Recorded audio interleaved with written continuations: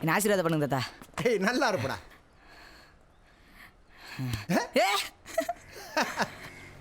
செம்மையா இருக்கீங்க தாத்தா. நாட்டு உடம்பு படம் பார்த்த மாதிரியே இருக்குடா. அவன் ஏன் வளப்புடா. கோர்ட்டு கேஸுன்னு உங்கள் அம்மா கொடுத்த இம்சையெல்லாம் தாங்கிக்கிட்டு என் சொல்லுக்கு கட்டுப்பட்டு நின்னாம்பாரு. வேளா ஏதோ கிரகச்சாரம் பிடிச்ச ஆட்டுதுன்னு நினைக்கிறேன். பேயா ஆடுறாடா. என் பிள்ளைய கை விட்டுறாதடா. மாமா, நீங்கள் என் மேலே வச்ச நம்பிக்கை என்றைக்குமே வீண் போகாது மாமா. நான் விட மாட்டேன் மாமா, நான் விட்டுற மாட்டேன். அன்னைக்கு இழுத்து பிடிச்சவன்டா, இன்னைக்கு வரைக்கும் நிற்கிறான். அவன் மட்டும் விட்டுருந்தேன் உங்கள் அம்மா திசை தெரியாமல் போயிருப்பாடா. என் அப்பா அம்மாங்க தாத்தா.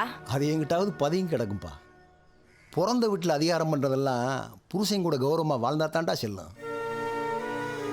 நடு வீட்டில் நின்னவளை கொஞ்சம் கொஞ்சமாக நகட்டி புலக்கடைய பக்கம் தள்ளிட்டாளுங்க. இப்போ அவள் கத்துன கேட்கனாதி இல்லை, அவளும் மழுங்கி போயிட்டா.